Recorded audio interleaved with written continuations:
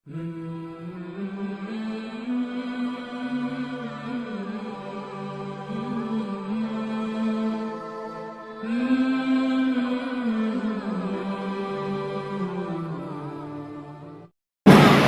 محترم و حاضرین گرامی، اللہ جل وجلہ الکریم کی حمد و ثنا اور نبی کائنات سرور کون و مکان صلی اللہ علیہ وسلم پر لاتعداد درود و سلام کے بعد، سامعین مکرم، اسلام دین طہارت ہے۔ اس نے انسانیت کو پاک صاف رہنا، پاک صاف بننا اور پاکیزگی اختیار کرنا سکھایا ہے۔ اسی لیے قرآن کریم میں اللہ تعالیٰ نے پاک لوگوں سے محبت کا اعلان فرمایا ہے اور فرمایا ہے یحب المتطہرین، وہ خوب صاف ستھرے رہنے والے جو لوگ ہیں ان سے محبت فرماتا ہے، ان کو پسند فرماتا ہے۔ تو رب تعالیٰ نے پاک صاف رہنے والے لوگوں سے اظہار محبت فرمایا ہے۔ اس کی وجہ یہ ہے کہ اللہ تعالیٰ خود پاکوں کو پسند فرماتا ہے، اور حدیث میں بھی ہے، نبی کائنات صلی اللہ علیہ وسلم نے فرمایا ان اللہ جمیل یحب الجمال، اللہ خود خوبصورت ہے اور خوبصورتی کو وہ پسند فرماتا ہے، اور کبھی بھی خوبصورتی بغیر صفائی اور ستھرائی کے ممکن نہیں ہے۔ آج انشاءاللہ العزیز ہم اس مختصر جمعۃ المبارک کے خطبہ کے اندر بالوں کے اور ناخنوں کے احکام، اور خصوصاً جو زیر بغل اور زیر ناف بال ہیں ان کے شرعی احکام جاننے کی کوشش کریں گے، کیونکہ عمریں بیت جاتی ہیں، وقت گزرتا جاتا ہے اور شرعی حکم معلوم نہیں ہوتا، اور خود بھی شرم اور حیا کے ناطے پوچھ نہیں پاتے، جس کی وجہ سے پھر شرعی حکم پر عمل نہیں ہو پاتا، اور آدمی لمحہ بلمحہ گناہ گار اور اللہ تعالیٰ کے ہاں جو ہے وہ معیوب جو ہے وہ صورتحال اس کی ہو جاتی ہے، اور گناہ گار اللہ کے ہاں لکھا جاتا ہے۔ اس نقطۂ نظر کو سامنے رکھتے ہوئے خصوصی طور پہ اس موضوع کا انتخاب کیا گیا ہے، تاکہ ہر نوجوان، بوڑھا اور بچہ اس حکم کو جان لے کہ شریعت اس حوالے سے کیا حکم دیتی ہے۔ ایسا نہ ہو کہ شرم و حیا میں ہم نے مسئلہ نہ سیکھا ہو، اور ممبر اور محراب سے بھی مسئلہ بیان نہ ہوا ہو، اور وہاں پر تو گناہ گار آدمی ہوتا رہے، اور ممبر پر بیٹھنے والے کے نامہ اعمال میں بھی وہ گناہ درج ہوتے رہے۔ تو اس لیے اس موضوع کا انتخاب کیا گیا ہے تاکہ اس موضوع کو شریعت کی روشنی میں بیان کیا جائے، تاکہ ہم اپنی اصلاح کر لیں، کیونکہ وقت بالآخر گزر ہی جاتا ہے۔ بچے پھر جوان ہوئے، پھر اب بڑھاپے کی شکل و صورت ہے، کئی قبروں میں پہنچ چکے ہیں، کئی پہنچنے والے ہیں، لیکن اگر حکم شرع معلوم نہ ہوا اور یہی صورتحال زندگی میں جاری اور ساری رہی تو لمحہ لمحہ آدمی کا گناہ میں گزرتا ہے۔ تو اس لیے اس اہم ترین موضوع کا آج انتخاب کیا گیا ہے۔ بالوں کے حوالے سے نبی کائنات صلی اللہ علیہ وسلم نے، اگر سر کے بالوں کے حوالے سے احکام ہم دیکھیں تو نبی علیہ السلام نے یا تو بالکل سر کو منڈوایا ہے، یا پھر حضور صلی اللہ علیہ وسلم نے زلفیں رکھی ہیں۔ اس کے علاوہ صحابہ کرام نے بھی یہی طریقہ کار اختیار کیا، یا سر کو منڈوایا یا زلفیں رکھی ہیں، اور بعض صحابہ سے یہ منقول ہے کہ انہوں نے اوپر نیچے دائیں بائیں سے برابر بال رکھے ہیں۔ اس طرح کی کٹنگ والوں کی جو کہ اوپر سے زیادہ ہو، دائیں بائیں سے کم ہو، شریعت نے اس سے منع کیا ہے۔ اس طرح کی زیب و زینت شریعت کو پسند نہیں ہے کہ آدمی کہیں پر بال کم ہو اور کہیں پر بال سر کے زیادہ ہو۔ اسی طرح آج کل جو فیشن بن چکا ہے کہ بالوں کے اندر انگلش اور اردو کے الفاظ کی اور ناموں کی لکھوائی کی جاتی ہے، انتہائی معیوب عمل ہے، وقت کا اور پیسے کا اسراف ہے، اور جس طرح وہ بچہ اس طرح بگڑ رہا ہے، نوجوان بگڑ رہا ہے، اس میں خصوصاً اس کے والدین اور قریبیوں کا ہاتھ ہے اگر وہ اس سے منع نہیں کرتے۔ تو ہمارے یہاں یہ فیشن بن گیا ہے کہ بالوں کو ہم اپنے انداز سے بنانے کی کوشش کرتے ہیں اور اس حوالے سے حکم شرع نہیں جانتے۔ تو بال رکھنے کی 3 صورتیں ہیں، یا تو بالکل بال منڈوا دیے جائیں، یہ بھی سنت سے ثابت ہے، دوسرا طریقہ یہ ہے کہ زلفیں رکھی جائیں، اور تیسرا طریقہ یہ ہے کہ اس طرح کے بال رکھے جائیں جو دائیں بائیں اوپر سے کن پٹیوں سے اور گردن کی طرف سے اور سر کے درمیان سے اور سر کے آگے سے بالکل برابر ہوں۔ یعنی بالکل ہلکا پھلکا فرق تو ہو سکتا ہے کٹائی میں، اتنی شریعت نے پابندی نہیں لگائی، لیکن اس کے اندر کوئی ڈیزائن وغیرہ نہ ہو، اپنی طرف سے بالوں کو سنوارنے کی اور ڈیزائن بنانے کی کوشش نہ کی جائے، کیونکہ نبی علیہ السلام کے مبارک زمانے میں اور آپ کے صحابہ کرام نے یہ طریقہ کار اختیار نہیں فرمایا۔ حالانکہ مجوسی اس دوران اس وقت بڑے جدید تھے، بالوں کے حوالے سے یہ تمام قسمیں جو آج ہمارے یہاں بالوں کی چل رہی ہیں یہ اس زمانے میں بھی رہی ہیں۔ ہر زمانہ سائنس اور جدت کے اعتبار سے اپنا آخری زمانہ سمجھا جاتا رہا ہے، ہر زمانے میں یہ سمجھا جاتا رہا کہ یہ سائنس اور جدت کے اعتبار سے عروج تک پہنچ گیا ہے، اس سے آگے بس دنیا ختم ہو گئی ہے۔ اس زمانے میں بھی یہ رواج تھے جو آج ہمارے ہاں بالوں کے رواج ہیں۔ تو سر کے بال صرف 3 طریقے سے رکھے جا سکتے ہیں، یا تو منڈوا دیے جائیں، یا پھر سنت طریقے سے زلفیں رکھی جائیں، یا پھر اپنے سر کے بالوں کو ہر طرف سے برابر کا رکھا جائے، درمیان سے بڑے اور ارد گرد چھوٹے بال رکھنا یہ اہل اسلام کا شعار اور شریعت اسلامیہ کا حکم نہیں ہے۔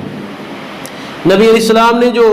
زلفیں رکھی ہیں اس حوالے سے بھی حدیث میں ہے کہ حضور نے کبھی اپنے کانوں کی لوں تک زلفیں رکھی ہیں، کبھی اس سے تھوڑی نیچے، اور زیادہ سے زیادہ جو زلفیں رکھی ہیں وہ یہ کہ کندھوں تک چھوتی ہے، اس سے زیادہ حضور نے زلفیں نہیں رکھی۔ اور ہمارے یہاں آج جو رواج پڑ گیا ہے کہ لوگ عورتوں جیسے بال رکھنا شروع کر دیے لوگوں نے اور اس کو سنت سمجھتے ہیں، یہ بالکل حرام اور ناجائز ہے۔ ایسے لوگوں کو مسئلہ سمجھایا جائے تو ان کو سمجھ آنا چاہیے کہ کندھوں سے نیچے بال رکھنا یہ عورتوں کی علامت ہے، مردوں کا شعار اور مردوں کی علامت نہیں ہے، اور نہ ہی ہمارے نبی کی مبارک سنت ہے۔ ہمارے نبی کی مبارک سنت کو معیوب نہ کیا جائے اور لوگوں کے لیے تان کا باعث نہ بنایا جائے۔ اس لیے جس نے بال رکھنے ہوں اس کو چاہیے کہ اپنے کانوں کی لوں تک بال رکھے، یا زیادہ سے زیادہ اتنے رکھے کہ کانوں اور کندھوں کے درمیان تک آ جائیں۔ کندھوں سے نیچے جو بال لٹک رہے ہوں ان کو کاٹنا ضروری ہے، کیونکہ ہمارے نبی نے اتنے بڑے بال نہیں رکھے، یہ بال عورتوں کے لیے مخصوص ہیں۔ ہمارے یہاں بڑے بڑے نمازی جو بڑے شوق میں بال رکھ لیتے ہیں، پھر بال رکھنے کی لت پڑ جاتی ہے، عادت پڑ جاتی ہے، یہ بھی ایک نشہ اور ایک عادت ہے جو سنت سے ہٹ کے ہے۔ وہ بال پھر لمبے کرتے جاتے ہیں، پھر نصف کندھوں تک پہنچتے ہیں، پھر کندھوں تک پہنچتے ہیں، پھر کندھوں سے بھی نیچے پہنچتے ہیں، پھر کمر تک بھی پہنچ جاتے ہیں، اور وہ بال رکھے ہیں جی سنت رکھے ہیں۔ تو یہ سنت والے بال نہیں ہیں، یہ وہ بال ہیں جن پہ اللہ اور اس کے رسول نے لعنتیں کی ہیں، یہ خواتین کی مشابہت اختیار کرنے والے بال ہیں۔ حضور نے فرمایا ایسی عورتیں جو مردوں کے ساتھ مشابہت کرے ان پر بھی لعنت ہو، اور ایسے مرد جو عورتوں کے ساتھ مشابہت کرے ان پر بھی لعنت ہو۔ تو کندھوں سے نیچے جن مردوں کے بال لٹک رہے ہوتے ہیں اور وہ بہانہ لگاتے ہیں شریعت کا، تو وہ سمجھ لیں کہ وہ ان لوگوں کی کیٹیگری میں شامل ہو رہے ہیں جن کے بارے میں ہمارے نبی نے فرمایا تھا کہ ایسے مردوں پر لعنت ہو جو عورتوں جیسی صورت اختیار کرتے ہیں۔ تو اس سے زیادہ بال رکھنے ثابت نہیں ہے، کندھوں کے اور کانوں کے درمیان تک زیادہ زیادہ بال ہونے چاہیے، اس سے نیچے رکھنے سے منع کیا گیا ہے، اور جو خواتین کی طرح بال رکھتے ہیں ان کو اس بات سے منع آ جانا چاہیے۔ یہ تو تھا جی سر کے بالوں کے متعلق احکامات۔ اسی طرح سر کے بال سفید ہو جائیں تو ان کو کھیڑنا نہیں چاہیے، داڑھی کے بال سفید ہو جائے وہ کھیڑنا نہیں چاہیے، ان کو رکھنا اسی طرح رہنے دینا چاہیے، کیونکہ حدیث میں ہے، سنن ترمذی کی حدیث ہے، آج میں ترمذی کی حدیث میں یہ نبی علیہ السلام کے الفاظ پڑھ رہا تھا کہ نبی علیہ السلام نے فرمایا کہ سفید بالوں کو نہ اکھیڑا کرو، انہو نور المسلم، یہ مسلمان کا نور ہے جو اللہ اس کے چہرے اور اس کی داڑھی اور اس کے سر میں ظاہر فرماتا ہے۔ تو اپنے نور کو، اپنی روشنی کو مت بجھایا کریں، انہو نور المسلم، حدیث کے الفاظ ہیں، یہ مسلمان کا نور ہے، اس لیے اس کو بجھایا نہ کرو۔ مہندی لگانا حضور سے ثابت ہے، نبی علیہ السلام اس کا رنگ پسند تھا اور اس کی بو جو ہے وہ ناپسند تھی، تو مہندی لگانا سر کے بالوں کو یا داڑھی کو یہ ثابت ہے، یا اس طرح کا کوئی رنگ لگانا کہ وہ سیاہ نہ ہو، وہ بال جو ہیں وہ الگ ہی نظر آئیں، بالوں کے اندر مل نہ جائیں، وہ ثابت ہے۔ لیکن سیاہ رنگ استعمال کرنا مرد کے لیے یہ بھی ناجائز ہے اور شریعت نے اس سے منع کیا ہے،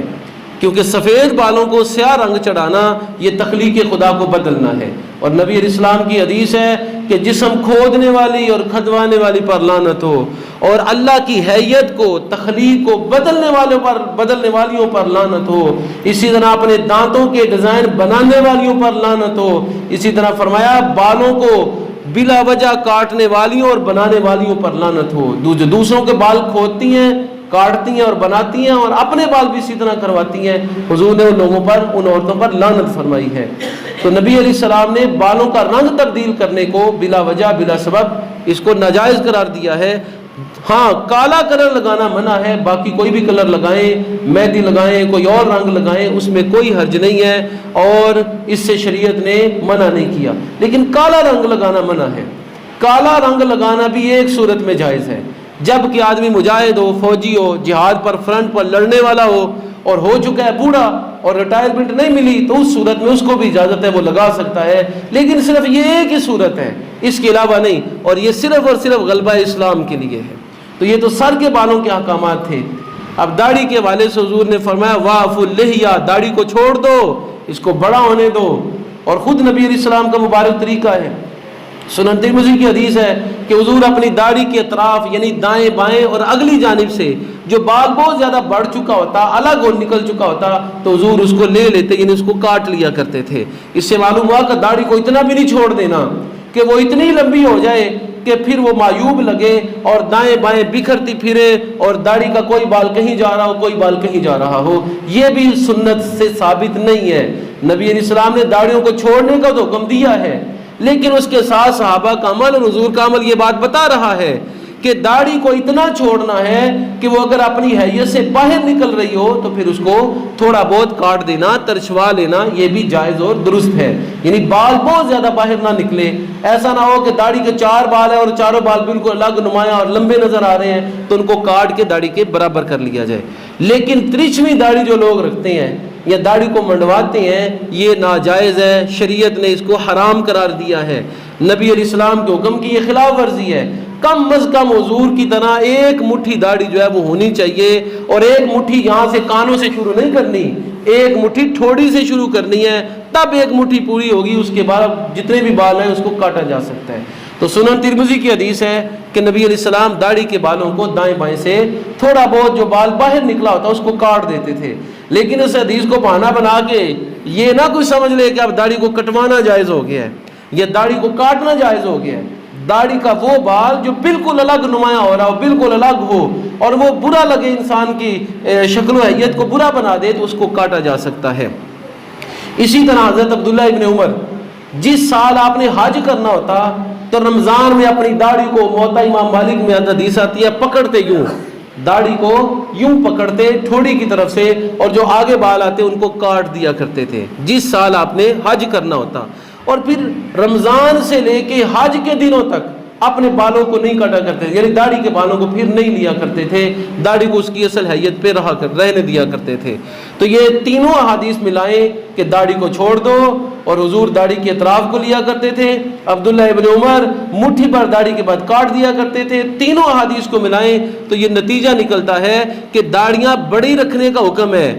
اور بڑی داڑیاں رکھنا صحابہ کا اور حضور کا طریقہ ہے، اور اس داڑھی میں اگر کوئی بال بہت زیادہ بڑا ہو جائے، الگ ہو جائے، نمایاں ہو، تو اس کو کاٹ لینا بھی جائز اور درست ہے۔ تریچویں داڑھی رکھنا اور داڑھیوں کو منڈوانا یہ ناجائز ہے، یہ نبی علیہ السلام کی سنت اور آپ کے طریقے اور آپ کے صحابہ کے طریقے کے خلاف ہے، اور حضور کا ارشاد ہے میرے طریقے کی اتباع کرو اور میرے خلفائے راشدین کے طریقے کی اتباع کرو۔ پانچوں خلفائے راشدین، سیدنا ابوبکر صدیق، سیدنا عمر فاروق، سیدنا عثمان غنی، سیدنا علی المرتضیٰ اور سیدنا امام حسن رضی اللہ عنہم اجمعین، پانچوں خلفاء نے داڑیاں رکھی ہیں، اور مٹھی پر داڑیاں ان کی احادیث سے اور آثار سے ثابت ہے کسی سے ثابت نہیں ہے کہ اس نے داڑھی ترچھوائی ہو، منڈوائی ہو اور چھوٹی چھوٹی پورا پورا داڑھی رکھی ہو، اس طرح کا عمل کسی صحابی سے ثابت نہیں ہے۔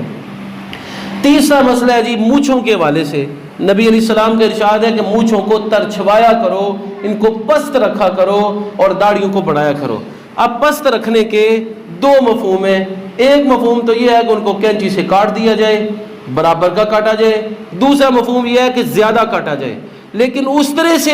مونچھوں کو صاف کروانا یہ سنت سے ثابت نہیں ہے۔ جو حضرات اس طرح مونچھوں کے اوپر جو ہے وہ لگواتے ہیں ان کو یہ حکم سمجھ لینا چاہیے، اس طرح مونچھوں پہ لگوانا سنت نبی سے ثابت نہیں ہے۔ حضور کے زمانے میں اس طرح تھا، حضور اپنے سر کے بال اس طرح سے منڈوایا کرتے تھے جس طرح حج میں آپ نے بال منڈوائے۔ صحابہ کرام کے گھروں میں بچے پیدا ہوتے ہیں تو ان کے حلق کیے جاتے، یعنی ان کی جو ہے وہ سر کے بال اتارے جاتے تھے، لیکن نبی علیہ السلام نے پوری زندگی اس طرح کو اپنی مونچھوں پر نہیں لگوایا، اور صحابہ نے بھی یہ طریقہ اختیار نہیں کیا۔ کینچی کے ساتھ کاٹ لیں جتنی کٹتی ہیں، یا آج کل مشین ہے، وہ والی مشین جو کاٹتی ہے، وہ مشین نہیں کہ جو اس طرح کی طرح ہے، کاٹنے والی مشین سے کاٹ لیں۔ تو مونچھوں کو پست کرنے کا حکم ہے، لیکن اس طرح ان کو لگوانا جائز اور درست نہیں ہے، اس سے اپنے آپ کو بچانا چاہیے۔ اب کتنی مونچھیں رکھی جائیں؟ نبی علیہ السلام نے فرمایا 40 دن تک زیادہ زیادہ مونچھیں بڑھائی جا سکتی ہیں، اس سے زیادہ نہیں بڑھائی جا سکتی۔ اور یہ لب کی جو لکیر اللہ تعالیٰ نے قدرتی طور پہ ہر انسان کو دی ہے، یہ حد ہے مونچھوں کی، اور اس سے زیادہ مونچھیں بڑھے تو ان کو کاٹ دینا چاہیے۔ نبی علیہ الصلوۃ والتسلیم کے صحابہ کرام یہی طریقہ اختیار کیا کرتے تھے۔ حضرت بلال کہتے ہیں کہ ایک مرتبہ یوں ہوا، مجھے کینچی میسر نہ آئی اور نہ ہی چھری میسر آئی، اور نہ ہی میرا دھیان گیا کہ میں اپنی مونچھیں کاٹوں۔ میری مونچھیں اتنی بڑی ہو گئی کہ لبوں سے تھوڑی نیچے آنے لگیں، اور لب کا جو کنارہ ہے اس سے نیچے کی جانب مونچھیں آ کے لگنے لگیں۔ حضور نے مجھے دیکھا تو فرمایا بلال لاؤ چھری اور مسواک کہ میں اس پہ نیچے مسواک رکھ کے اور اوپر چھری رکھ کے تیری مونچھوں کو کتر دوں۔ اس سے معلوم ہے حضور کو یہ عمل ناپسند تھا کہ کسی آدمی کی مونچھیں یہ اس کے لب کی لکیر سے نیچے آ جائیں، تو مونچھیں اتنی رکھنے کا حکم ہے کہ لب کی لکیر جو ہے اسے اوپر مونچھیں رہے، اس سے نیچے کی جانب مونچھیں آنا اگر کسی کی آتی ہیں تو وہ ناجائز ہے، اس کو اس سے بچنا چاہیے۔ تو مونچھوں کو پست کرنے کا حکم ہے، لیکن اس طرح لگوانے کا حکم نہیں ہے، اور اتنی پست رکھیں کہ وہ لبوں کی لکیر سے نیچے نہ آئیں۔ اگر کوئی چیز آدمی کھا پی رہا ہے اور اس کی مونچھیں اتنی بڑی ہیں اس میں پڑتی ہیں تو یہ توجہ دلائی جا رہی ہے اسے قدرتی طور پہ کہ اپنی مونچھوں کو کٹواؤ اور اپنی مونچھوں کو کم کرو۔ تیسرے بال جو انسان کو اگتے ہیں وہ اس کی بغلوں کے نیچے ہیں۔ بغلوں کے نیچے والے بالوں کو مونڈنا سنت صحیحہ سے ثابت ہے، یا مونڈ لے یا ہاتھ کے ساتھ اکھیڑ لے، پکڑ کے اکھیڑ لے۔ ہمارے نبی اکثر پکڑ کے اکھیڑا کرتے تھے، لیکن کیونکہ اس میں وقت زیادہ لگتا ہے، اصل مقصد ہے بالوں کو دور کرنا، اور وہ اس طرح سے بھی حاصل ہو جاتا ہے۔ تو بالوں کو دور کیا جائے جو